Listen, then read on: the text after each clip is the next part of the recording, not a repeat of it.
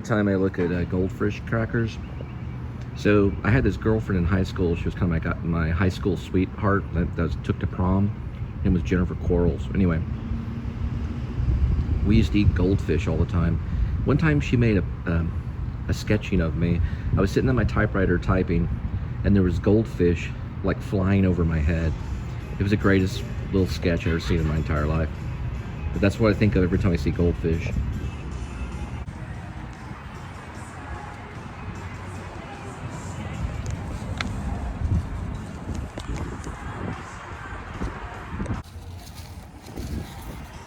So I've been kind of walking around telling people about the show, about the Please Subscribe show. Looks like there might get a little bit of rain. I got a couple drops that hit me, like right here. And yeah, there's another drop hit me like right there. So that's a good thing. I always say rain is good for delivery, because all the people that, don't like rain, then they, run away from it. But I don't mind it as long as it's, not a hurricane. Anyway, this is Whole Foods right here. So we're gonna probably kind of get close to the vehicle, or what I'll do is probably maybe go back in there, or I don't know. We'll have to find out the next plan. I've turned everything on, so I'm waiting right now. All right, it's starting to rain, so we're gonna go ahead and get in. Little drops right now. You don't know how bad the rain can get. I got a scene to write, so I got to write Steven's monologue for the repack for Escape from Maine.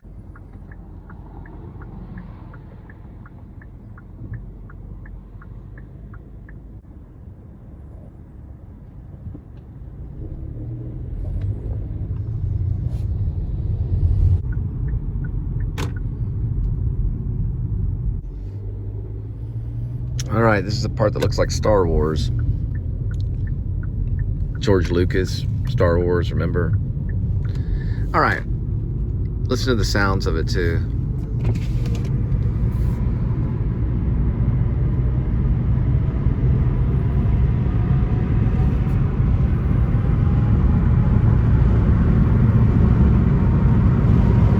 Got that crack so you can hear that.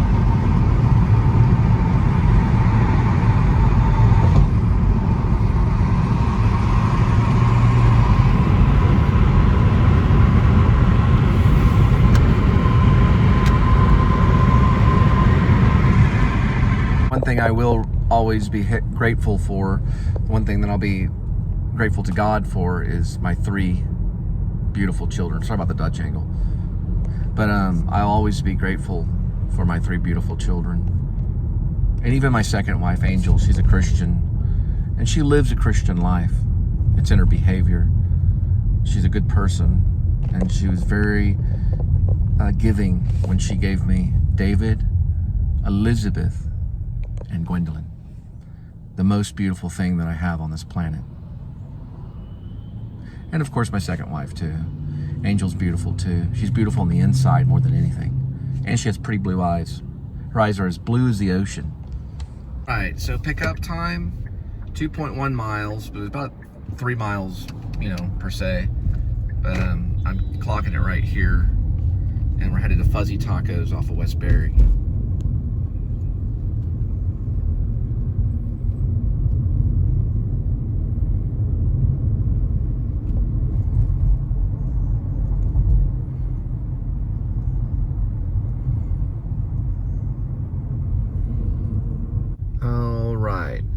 Fuzzy Tacos is right there off of Westbury. And here is Sam Elliott, the actor. It's a mural. I think Bradley Cooper brought it in as a little message, in my own opinion. That used to be the hop right there.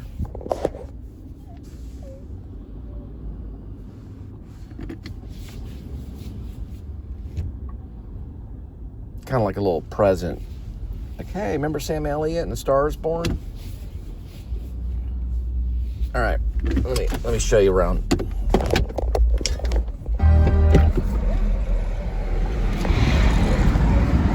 gotta run real quick. That's John's Grille. It used to be the Aardvark, also known as the Hop. It was the house of pizza going back to the 70s.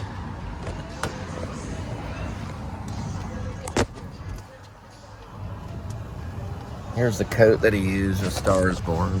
At least the color of it. Yeah, John's Grille's the name of it right here. It used to be the Aardvark. It started off as the Hop, and then that's where all the music was. You know, where the kids would take the band. My friend's band Lollipop tried to get signed there. That's Sam Elliott.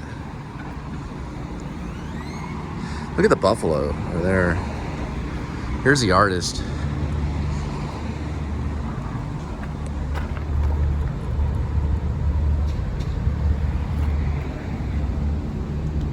By a Roman 8-1 backwards F.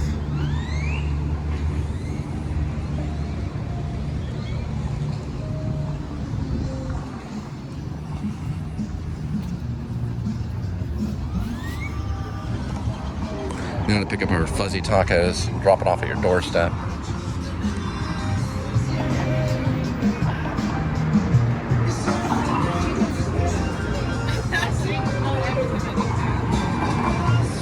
I don't think it's copyrighted.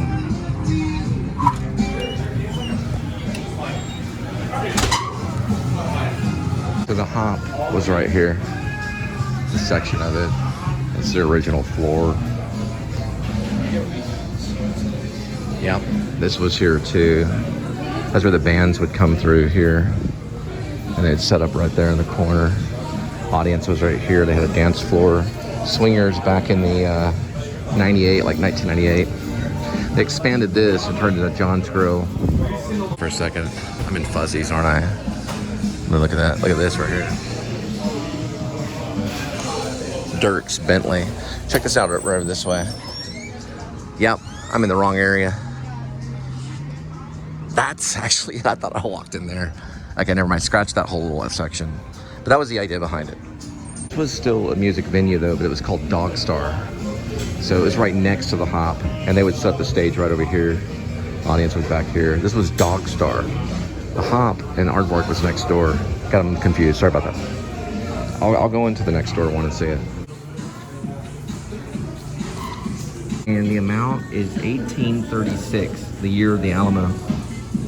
Remember the Alamo. All right, so we got the fuzzy tacos, and I'll go into John's Grill and see how much the old Hop looks the same. Also knows the Aardvark, and now John's Grill. All right, that right there says Berry Street. We're on Berry Street in Fort Worth, Texas. We're going into the old, yeah, they really ripped it up.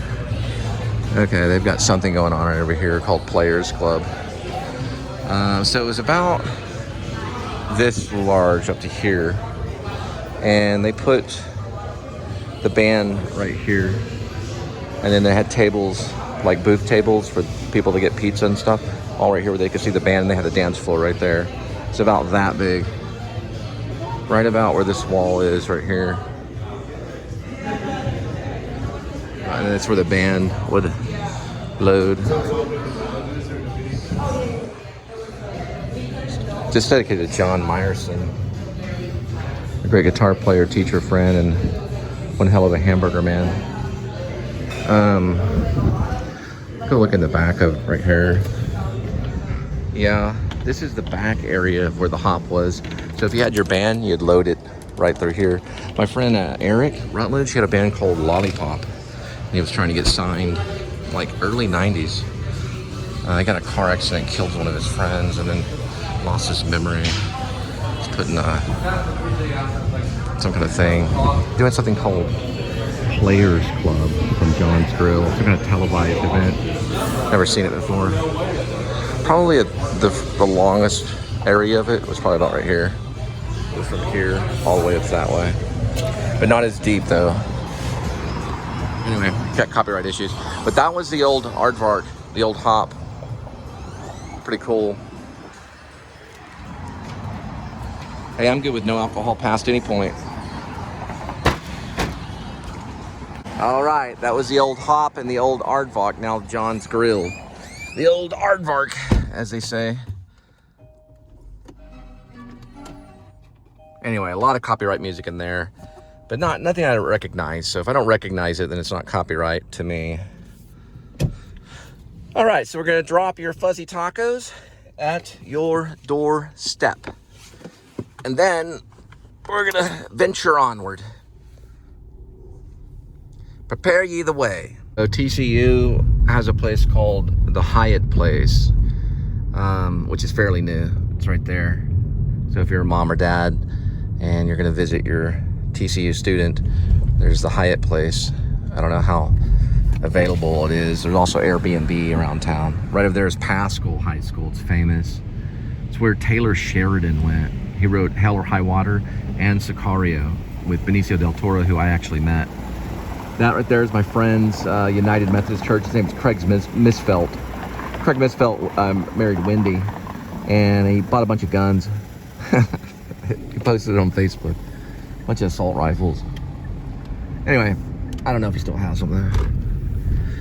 But it could have been fake guns. I don't know if they're real or not. He's kind of he used to do horror films at Pascal. He'd always have me do recreations of Friday the 13th and stuff.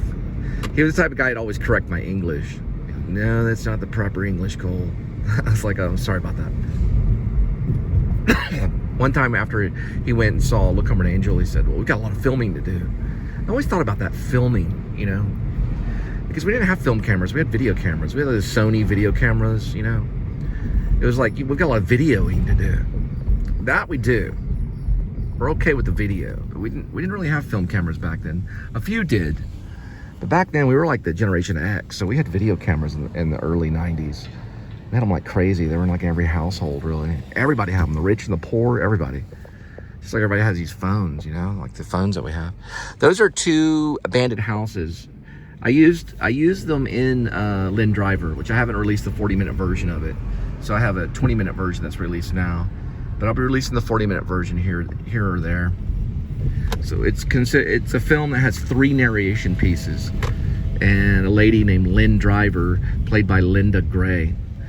And we filmed it over, I don't know, a period of 5 or 6 months. And she was the one that helped me develop the Please Subscribe show 3 years ago. She was one of the developers of the Please Subscribe show. She's pretty cool.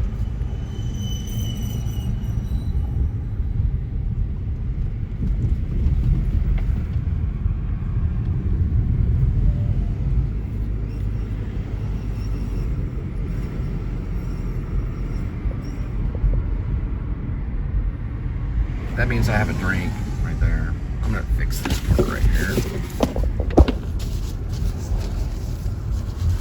It's a little reminder so I don't forget their drink. That's their drink right there. There, that's their drink. So that's the reminder. Right, well, I forgot again.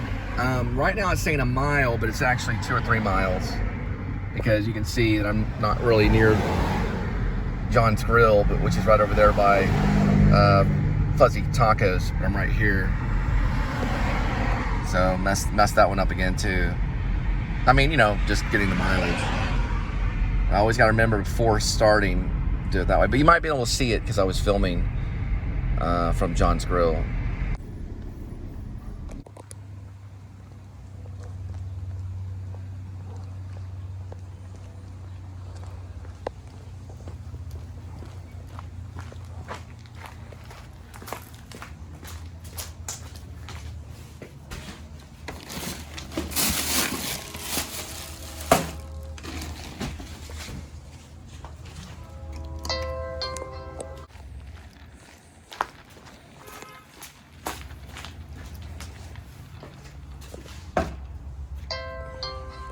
We're going to Rio Mamba, and I'm going to remember to put that mileage in. I'm filming on the Apple CarPlay.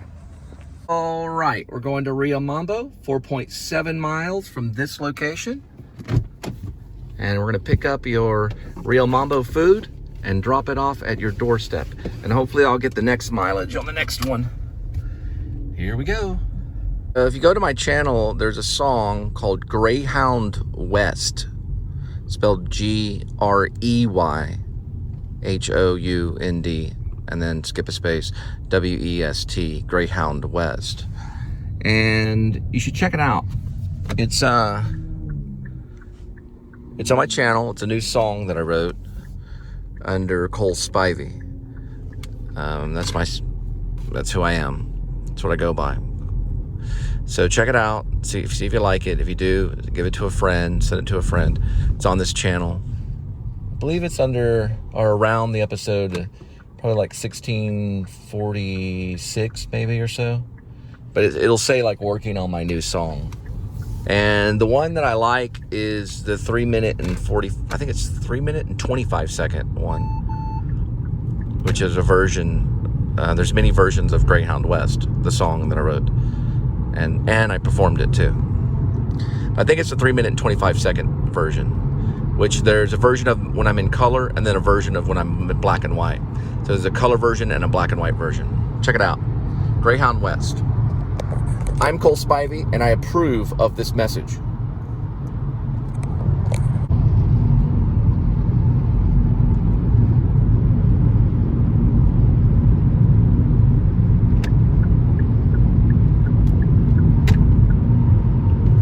Almost at Rio Mobo. I know that, is it Rio Mambo? Rio Mambo, sorry. We're almost at Rio Mambo. And yeah, once we get it, we'll drop that food at your doorstep. Right at your doorstep. And I'm pretty sure, yeah, I vlogged that correctly. So I got that one right. Yes, I remembered. Now I gotta remember, whenever I get the Rio Mamba, I gotta pay for it. And then I got to clock it in through here. And then I go. So I got, there's a type of order. And the Catholic Church is real excited because they're all about order. Protestants, not so much. But the Catholic Church is all like a big order. The Pope at the top. We just think there's just Jesus and everything else is just chaotic. Especially the Baptists. Getting a bunch of honey and fasting all the time. They're real controlling with women. The Baptists are. Unfortunately. They're getting better though. We're learning our lesson. We just love our women. We sometimes idolize them, which is kind of a thing. Jesus probably doesn't like that much. All right. So Mambo to go is right there. And then that's Rio Mambo, which is Mambo's to go is just where you pick up the Rio Mambo. It's Tex-Mex. EMOS.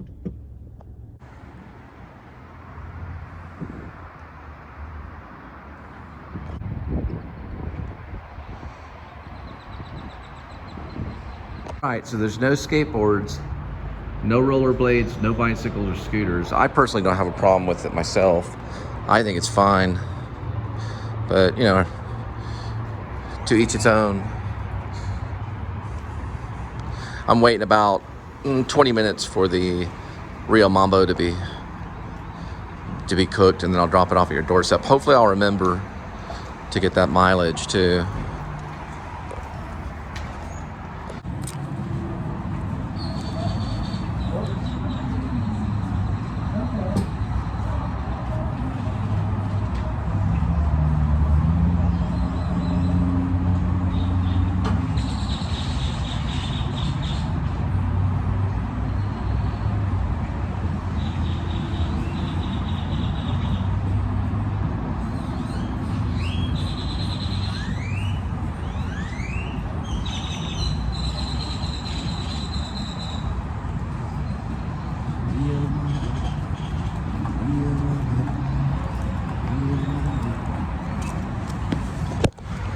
Rio Mamba. If you come in here to any Academy of Sports in the area, you can get yourself a Whataburger shirt right here. Through Magellan's or Magellan's Outdoors. Magellan's. Yeah. It's a Whataburger shirt. Canopy right there is $119.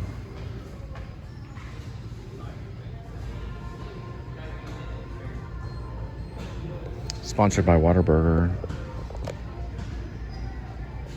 It's gear and everything. Now they got looks like Whataburger kind of Hawaiian style shirts.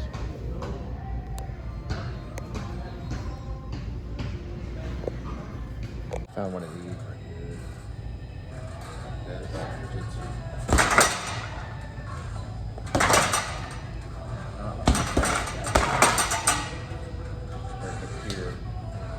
Don't break the wrist here.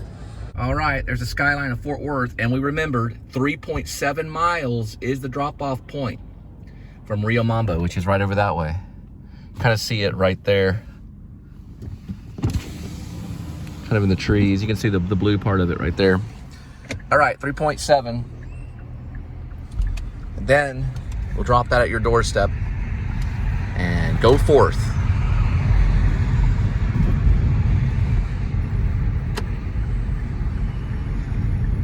As in, go forward. Progress.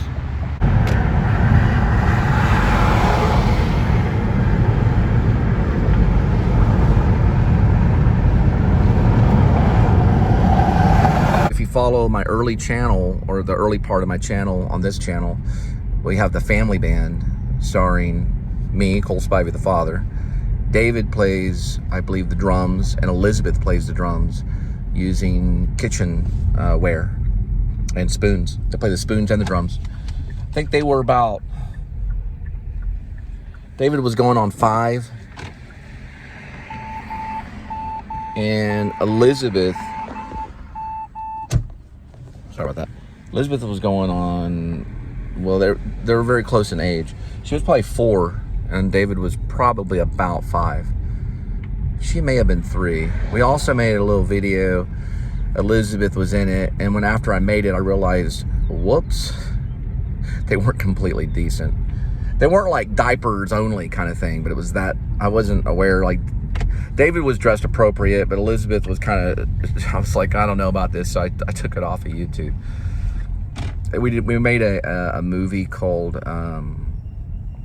it was very similar to Will Ferrell's The Landlord.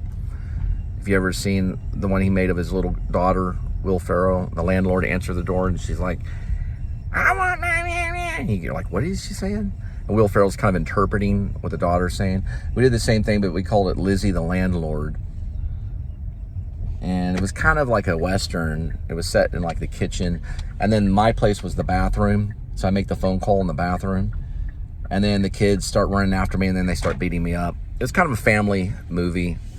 But I took it off of YouTube because, well, Lizzie was very young. I think she might have been 2 or 3.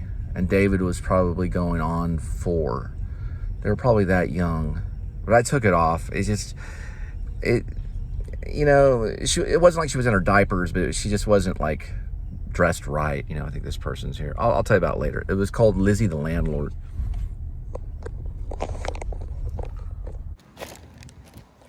So anyway, Lizzie was still in diapers when we made Lizzie the Landlord. And I think I put it on Facebook, but I used a type of editor. I don't remember the editor name. It was like, I don't know if it was on Samsung. I made it on the Samsung phone, Samsung 8, I think. And anyway, David was dressed okay, but Elizabeth was kind of, she was dressed in like shorts, and it just, I don't know, it just bothered me. And I was like, well, maybe I'll make another one where she's like, maybe like in a dress, or maybe I'll do their wedding video when they're older, you know, whenever they're older, I could be in charge of maybe their wedding videos. It just, when I made it, it was funny. I just, as a father, I just was so busy. I just wasn't thinking, you know, I was so busy. It was like a time of break. So we were all like kind of running around, and I put Western music on it. And I think you can hear Angel in the video. You can like hear her kind of screaming in the background, just like you can on some of my SoundCloud songs.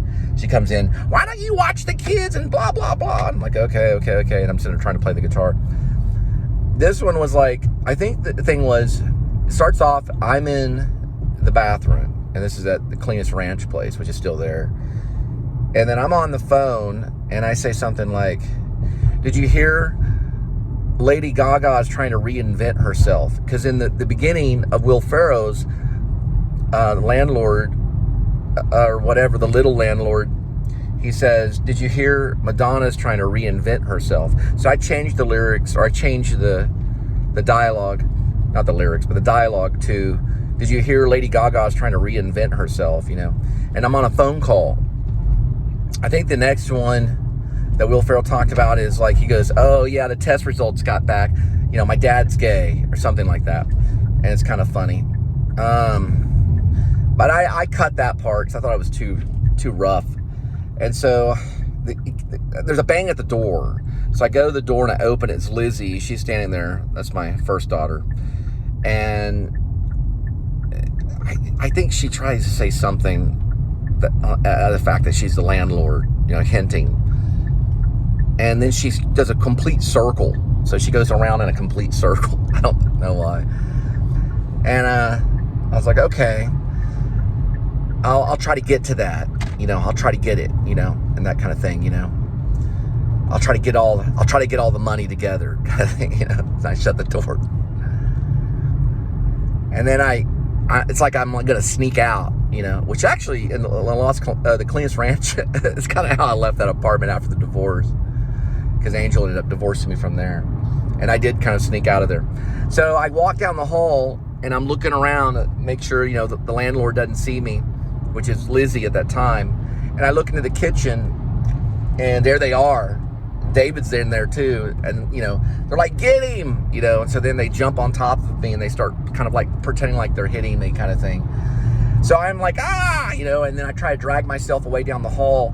I run back into the bathroom, which is supposed to be my apartment, because some New York apartments are like that small, you know. But this is in Los Colinas area, Irving area, right off of what is that place called? Beltline, right off of Beltline. I believe it's Magnolia or something like that. I always get it mixed up, but Walnut. Yeah, Walnut and Beltline. And when I don't know, I just say Magnolia. Well, it's Walnut and Beltline is where we lived, right by the fire station. So I was like, oh, wow, okay. And then like, leave me alone. And I ran into the bathroom and shut the door. And all this like Western music is playing, you know, like chase music for Western. I overlaid it. I think I even did some of it in black and white and stuff. Then I released it, and I'm like, you know, Lizzie's not dressed right. I got it, and then I erased it. I think she was in like shorts, and I don't think she was in her diaper. She was like 2 years old or something. I don't even know if she was 3. I'll tell you about it later. It's an old home movie kind of thing. Very similar to Will Ferrell, the comedian, made one called, I believe it was called The Little Landlord. He did that one with his daughter. And she had these lines, and he did subtext under it. I think I did subtext too with Lizzie. So it'd say, you know, get the big bill together, you know, or something like that. The end of the month bill. I don't even like saying that word. You know, the musical, you know, that word, we don't even like saying it. Actors don't even like saying that word. But I think I did put it in the subtext or something. I always talk about that video. And then I'm like, okay, I'll get it together, you know, I'll get all the money together. You'll get your money, you know.